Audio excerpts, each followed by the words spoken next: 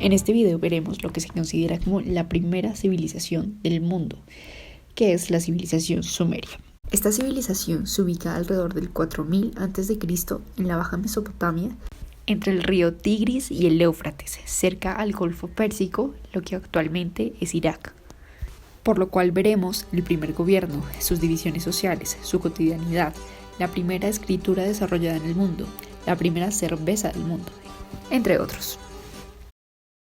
Para hablar sobre el gobierno o la política sumeria debemos hablar de democracia.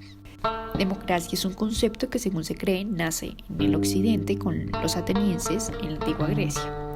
Sin embargo, los sumerios, 4000 años antes, ya hablaban o ya participaban de una democracia. Esto se le llama una democracia primitiva.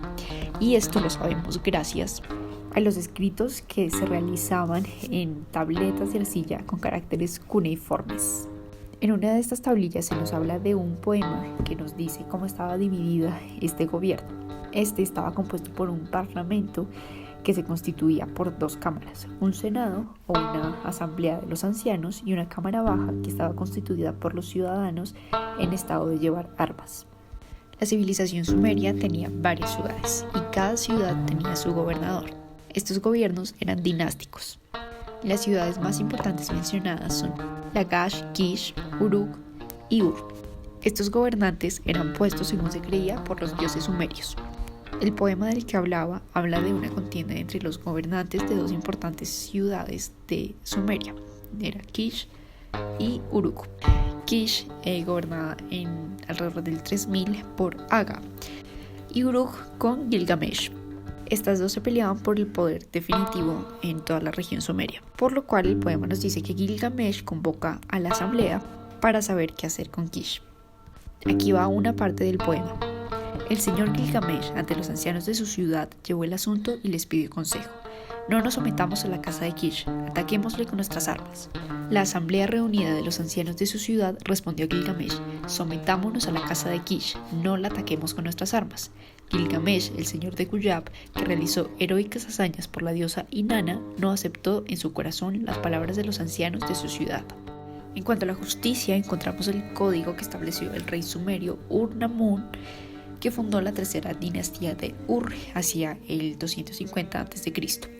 Este código se dedicó a eliminar los rapaces, estableciendo pesas y medidas honradas e invariables. Se preocupó porque el huérfano no se transformase en la presa del rico, la viuda en la presa del poderoso, el hombre de un ciclo en la presa del hombre de una mina. También estas leyes contienen la muy conocida ley del talión, ojo por ojo y diente por diente. En cuanto a la economía, había un sistema mixto, en parte socialista y en parte capitalista. El suelo le pertenecía a la comunidad, al dios de la ciudad, al templo, y este lo administraba en interés de todos los ciudadanos.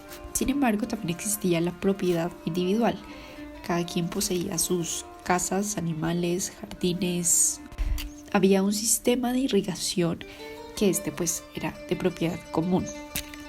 El comercio era libre, había relaciones comerciales por tierra y por mar. Había mercados locales en los pueblos donde los artesanos vendían sus productos o ambulantes con los estados vecinos. Habían agricultores, ganaderos, barqueros, pescadores, mercaderes y artesanos. En esta civilización podemos encontrar el primer manual de agricultura, que se da en el segundo milenio antes de Cristo, descubierto en 1950 en Nippur. En este manual encontramos a un hombre agricultor que escribe en su tablilla las instrucciones para su hijo de cómo sembrar la tierra, en las que dice que para mayo y junio se inundaban los campos, la trilla de la mies y la cosecha se daba en abril y mayo del año siguiente.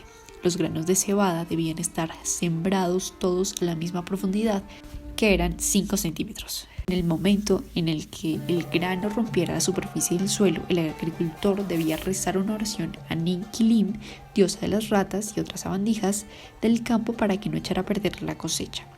Y además añadía los momentos precisos de regar la tierra. En Sumer habían varios tipos de esclavos. Por un lado están los prisioneros de guerra. Aquellos trabajaban gratuitamente durante un lapso de tiempo. Por lo general debían comprar su libertad, al igual que aquellos esclavos que habían perdido dicha libertad por haber cometido algún delito.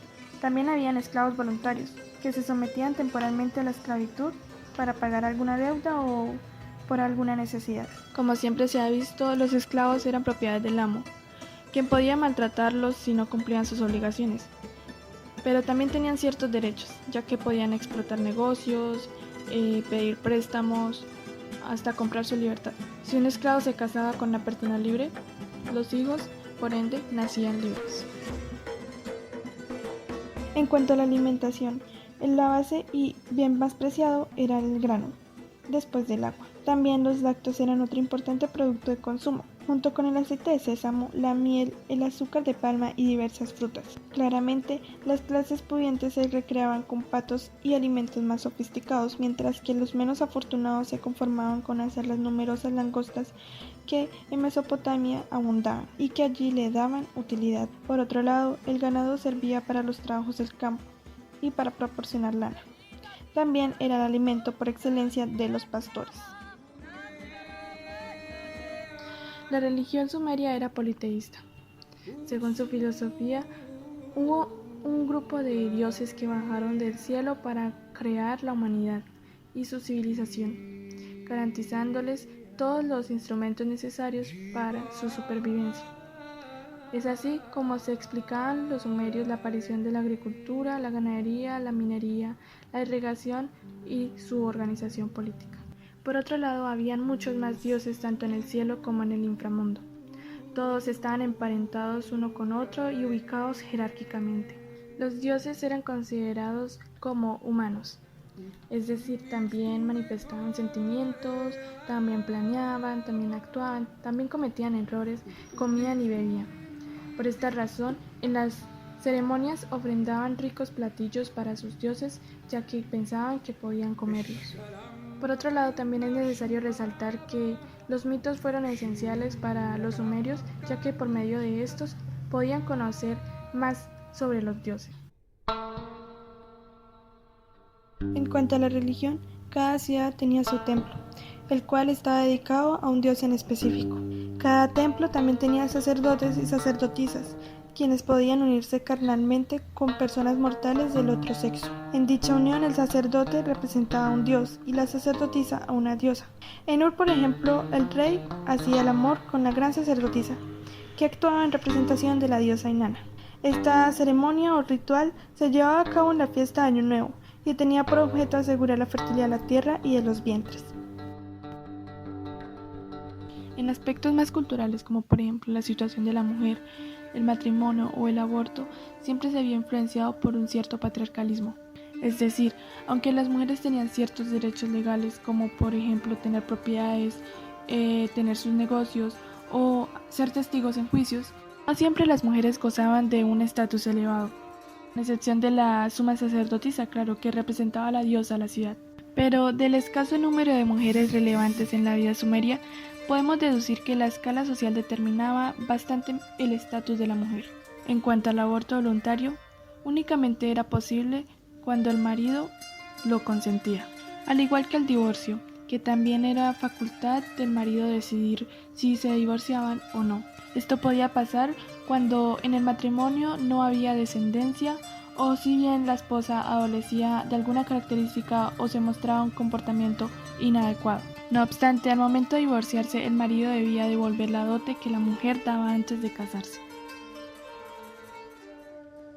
En cuanto a las matemáticas, los sumerios inventaron un sistema sexagesimal, con base de 60, que mediante pictogramas realizaban los registros de sus cuentas en tablillas de barro. Este sistema permitió contar por millares, algo imposible de realizar con los dedos o con círculos, y que fue revolucionario en este tiempo. Uno de los inventos más importantes que tuvo la cultura sumeria fue la escritura. Este empezó primero con pictogramas en las tablillas de barro. Sin embargo, esto solo podía expresar cantidades de objetos concretos, no acciones. Por esta razón, las acciones precisaron escritura, y esto llegó cuando los signos adquirieron valor fonético. para alrededor del año 2700 a.C., iniciándose con un sistema de signos que ya contaba casi con 2000, algo muy conveniente para registrar los innumerables datos y cifras que se movían en torno a la administración de los trabajos agrícolas o de la construcción de monumentos como templos, palacios o murallas.